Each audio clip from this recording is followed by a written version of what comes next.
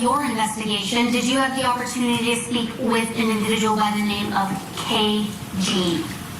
Yes. Who is that person in relation to the case? Would be Raymond McLeod's ex-wife, the mother of his, at the time, I believe, 8-year-old child. Did she talk to you about an incident between her and the defendant that occurred in 2009? Yes. What did she tell you about that? She told me about an incident when they were, I believe, exchanging their child, or they were somewhere in public, where a witness saw Raymond McLeod push her while she was holding the baby, and that the police were called, and due to that incident, he was required to go to anger management classes of some sort. Did she tell you anything with regards to an order of protection after that? Objection leading. We'll allow it. Overruled. I don't recall an order of protection. Would looking at a copy of the report help? It may. Please do so. Do you have a copy? I do. Thank you. Look at it. Do you recall anything with regards to an order of protection? Yes, she told me she obtained an order of protection in Arizona after that incident. Thank you. Did she tell you that the matter was settled out of court? She did. Thank you. And she said that that she did not place the call. Someone witnessed Mr. McLeod pushing her, correct? Yes. Okay. And again, there was nothing physical after that. I don't believe she told me about any physical incidents other than that one. Great, thank you so much. So you spoke to JH, correct? Yes. And she told you that she had engaged in regular sexual encounters with Mr. McLeod? Yes. And that he had dated many girls? Yes, and I talked to many of those girls, yes. And she told you that Mr. McLeod was pretty much a male whore and that he admitted to that, correct? Yes. She told you that there were certain things that they liked to do. Is that correct? Yes. Choking, not a problem, correct? Yes, those were her words. With me, he knew he had a limit. Is that what she told you? Referring you to 159, middle of the page, actually bottom of the page, I asked Harris about the sex life with McLeod. She continued. Yes, she talked about that they had limits. Okay, so with me, he knew he had limits. Correct. When I told him to stop, he would stop immediately, correct? Yes. We were kind of into that whole bondage thing. Did she tell you that? She did. Did not mind at all. Did she say that? Yes. Anal, we did. Did she say that? Yes. At one point, he did want to share me, but I told him I don't do that. He was okay, not a problem. She told you that? She did. You asked JH if McLeod taught her about bondage or if they were equal. And she replied that they were equal. And that's when she talked about the limits and that he respected her limits. Thank you. So she told you that he knew that she had limits and that he respected them. That's correct. She would tell him to stop and he wouldn't take it too far. Correct. On the far right of the clip is Mr. McLeod. The female in the middle I recognize as Ms. Mitchell. The male on the left is Mr. Seidel. He is the apartment owner that they were coming to visit. And they're walking towards the elevator.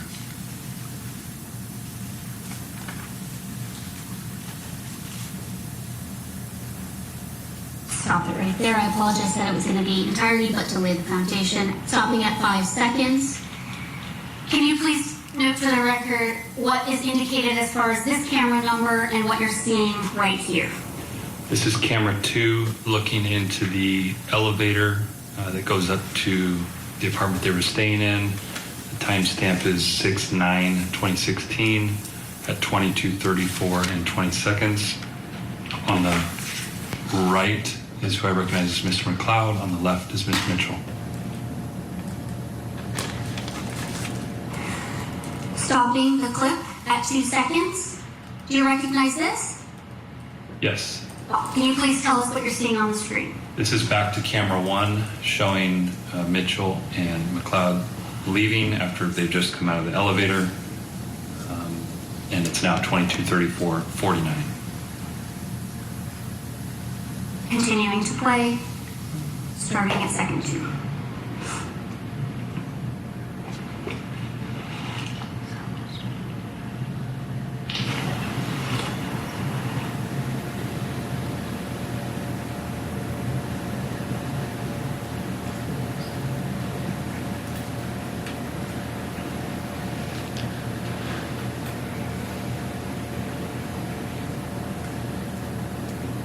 Stopping the video at 3 seconds.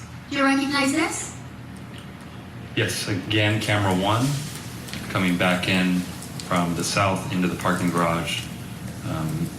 McLeod has entered the frame. It's 1:21 and 57 seconds. And what is the date on this timestamp? It's now 6/10/2016.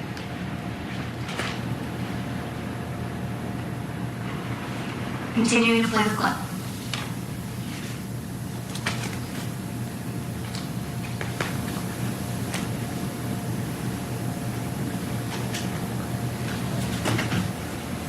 Stopping at 13. Can you please, for the record, describe what you saw in the video?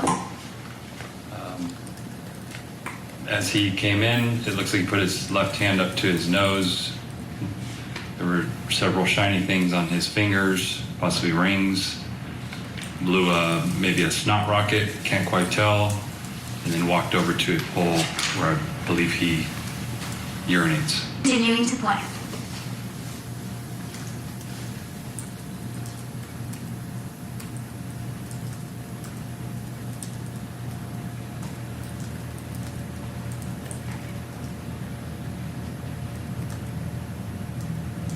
Stopping the video at 19 seconds. Can you please describe what we just watched in the video? Again, with a very unsteady gait, he turns around, walks back out of the parking structure, and is looking to his left. Resuming to play at 19 seconds.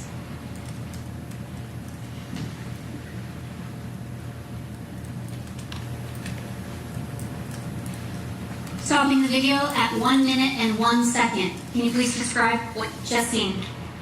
Miss Mitchell walks into the frame from the same direction that McLeod had been looking and gestured with his arm previously. Continuing to play at 1 minute and 1 second.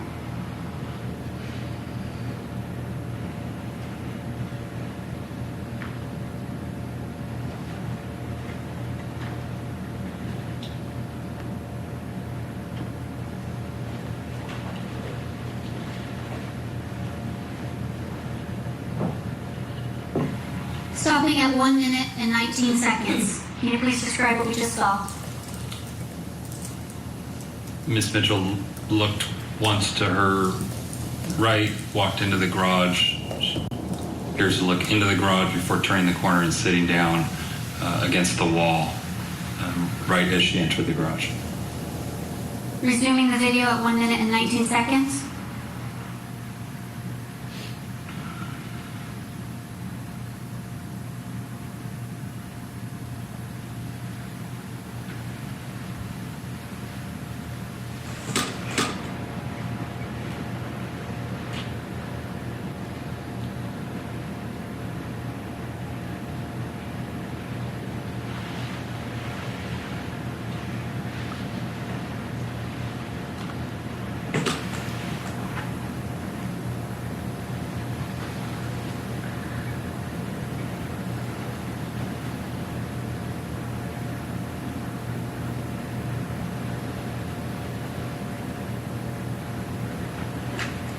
Stopping the video at 2 minutes and 1 second. Can you please describe what we just saw in the video?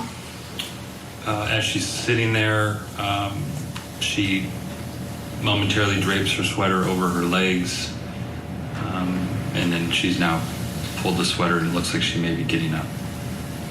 Resuming the video at 2 minutes, 1 second.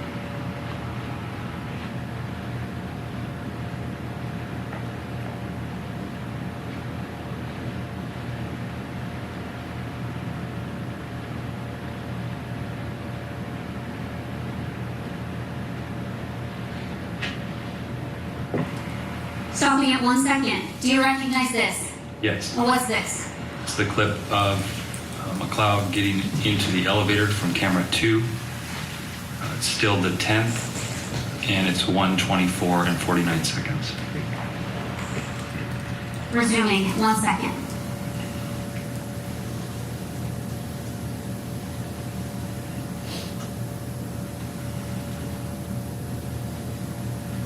Stopping the clip at 10 seconds. Can you please describe what we just saw?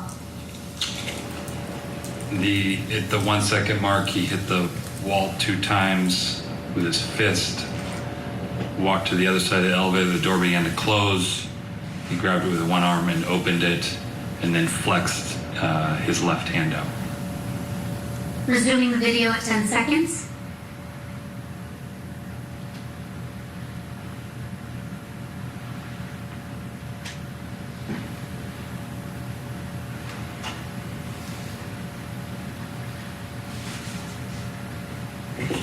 Stopping the video at 23 seconds. Can you please describe what we just saw?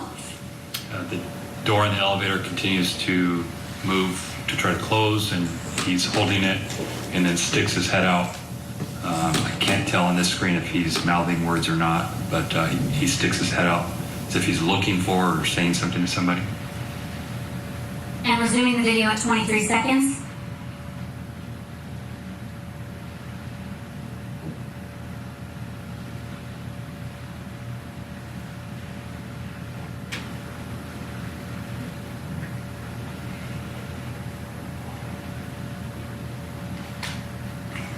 Stopping the video at 38 seconds. Can you please describe what we just saw?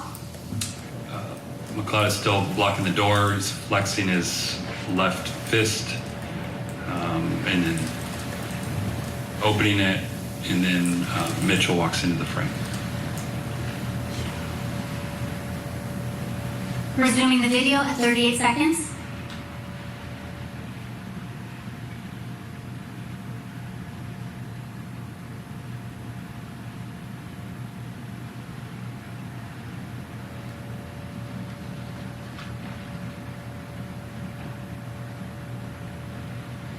Stopping the video at 51. Can you please describe what we just saw in the video?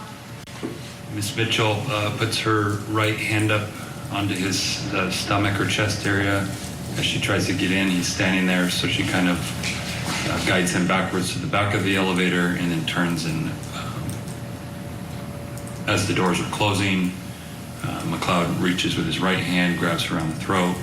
His left hand is holding her right wrist, and he pushes her up against the back of the elevator. Resuming the video at 51 seconds.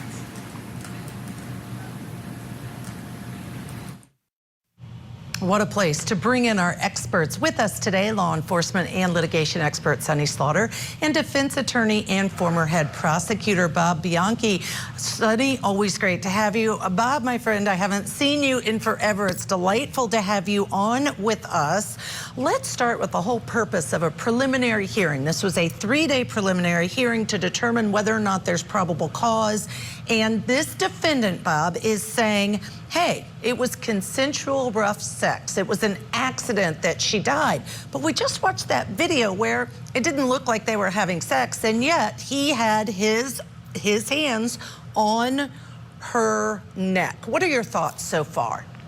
Well, firstly, Judge Ashley, it's great to be with you again, and with my friend Sonny. We've been on so many episodes before, so it's great to have us all in one spot. Well, listen, a preliminary hearing is a very low threshold for prosecutors to establish that, as you indicated, that there's probable cause to allow the case to continue and for the defendants to be remanded with respect to bail issues. The standard there obviously is much lower than proof beyond a reasonable doubt. But what the prosecutor is trying to obviously do with that video is to describe an issue where he is exerting control over her. And let's keep in mind also that the prosecutor's introducing what we call 404B evidence or other act evidence of other situations in which people have accused him of choking them in previous relationships, and also bringing out other court-related matters that would also indicate that this was not done consensually, but rather that he was being overly forceful with her, and ultimately they're trying to make a connection, which may be harder at trial, Judge, trying to make the connection that this somehow demonstrates that the actions in the bedroom were in fact intentional and done with malice, as opposed to accidental consensual rough sex. So what a prosecutor has to prove now is going to be a lot less than trying to prove it beyond a reasonable doubt at trial. And as we know, last point, the defense is going to be bringing out information that this was something where he's done before, he's done it with other women, it's been consensual, and that he, quote unquote, knew his limits. I guess we'll have to stay tuned. Yeah, I agree with you. So, Sonny, again, always great to have you on with us. Tell me what your thoughts are, because the other thing I think you have to worry about, maybe not so much at a preliminary hearing, but if this goes to trial, is really a crossing of a line to blame the victim, because that's really what he's doing at this preliminary hearing. Thank you so much, Judge Ashley. You know, I always love being on with you. And Bob, I'm so excited to see you again and be on the air with you, my amazing friend and stellar New Jersey prosecutor. Okay, so this is what I am seeing, that this is absolutely a conversation and connection that will happen if this goes to trial around victim blaming, victim shaming, and victim alienation, that, okay, I did it to others, they weren't bothered by it, and look, this happened, and it was all something that she wanted, that she agreed to plenty of times. But when you look at that video of him in the elevator, this did not appear that she wanted this or having a good time. Yeah, I agree with you. That's a hard video to watch. I think based on that video, even though the 404B evidence is being considered, I would expect there's probably going to be a finding of probable cause, but we don't know yet.